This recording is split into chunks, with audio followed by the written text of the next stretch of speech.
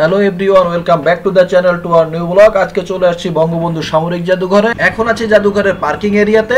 Parking area থেকে বেরিয়ে সোজা চলে যাব মেইন গেটে, যেখানে শুভ অপেক্ষা করতেছে। তার আগে আপনাদেরকে দেখাবো এখানকার পার্কিং টিকিটের মূল্য মাত্র 30 টাকা।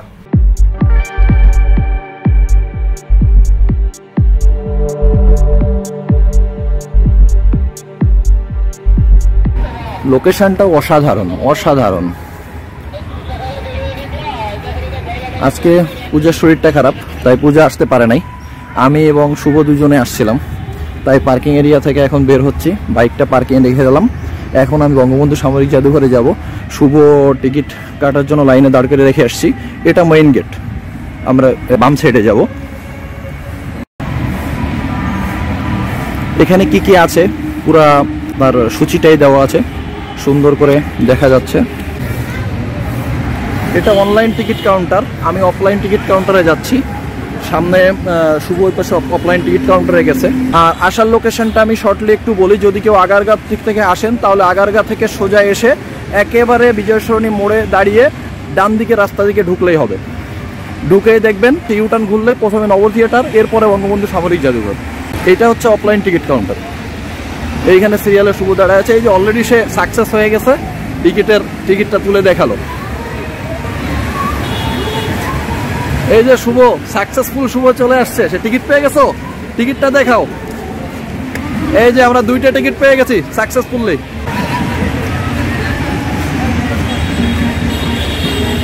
দুইজনের টিকিট পেয়ে খুবই আনন্দিত। তুমি খুশি?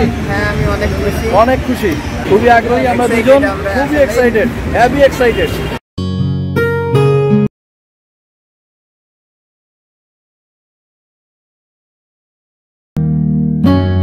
অসাধারণ একটা মুহূর্ত। দেখুন পানির ঝর্ণাটা কত সুন্দর। শুভ অলরেডি হাঁটতে হাঁটতে ভিতরে চলে গেছে।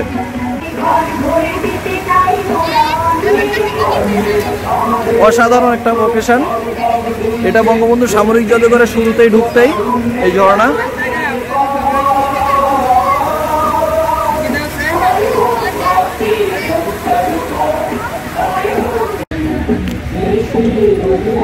অসাধারণ একটা লোকেশন এখানে।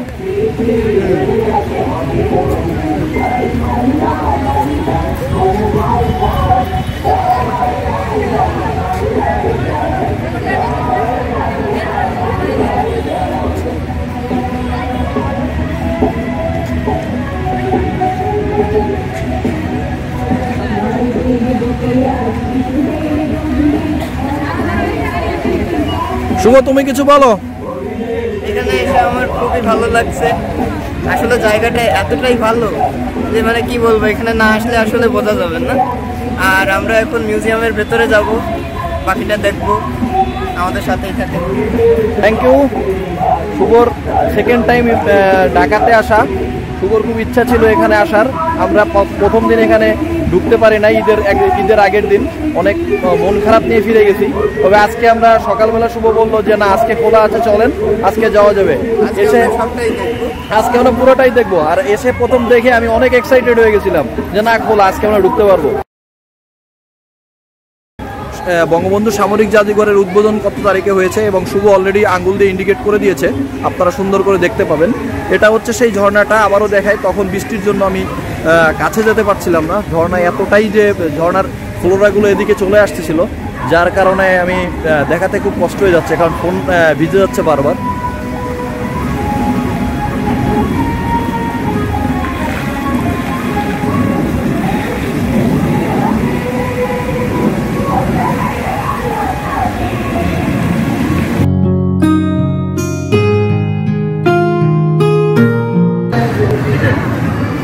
এখানে ভিডিও করা নিষেধ, তারপর আমি যতটুকু সম্ভব নিচ্ছি, দেখি কতটুকু নেওয়া যায়। এটা একটা অংশ।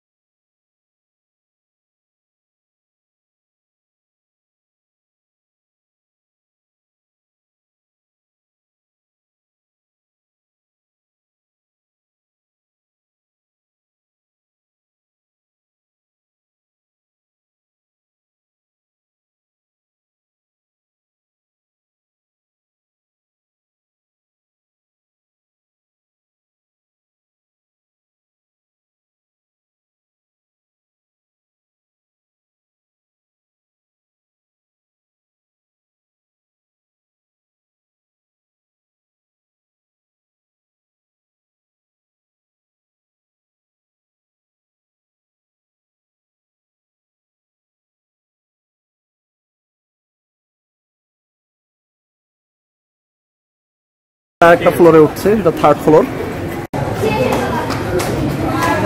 আমরা দুজন এক ফ্রেমে চলে আসলাম, অনেক মজাই লাগতেছে, সুন্দর জায়গা, অসাধারণ জায়গা।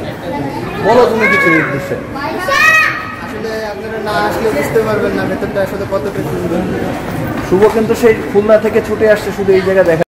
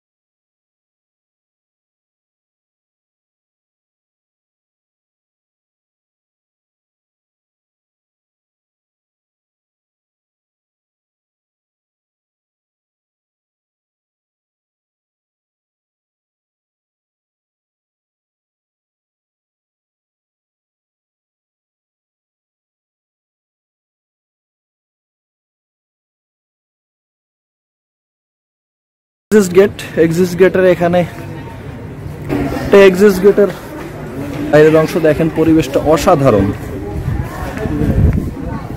শুধু ভিতরের অংশ অসাধারণ তা না, এর বাইরের অংশটাও অসাধারণ। কারুকার্যগুলো দেখানোর জন্য সামনের দিকে যাই। এটা কি করছে, মুক্তিযুদ্ধের অনেকগুলো নকশা দেখা যাচ্ছে।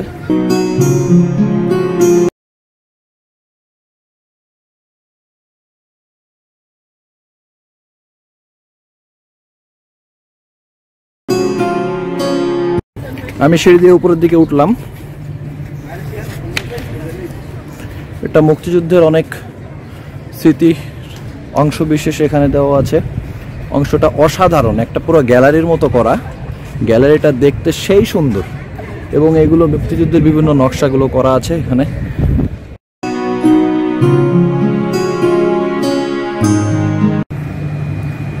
অসাধারণ ফুল গাছ।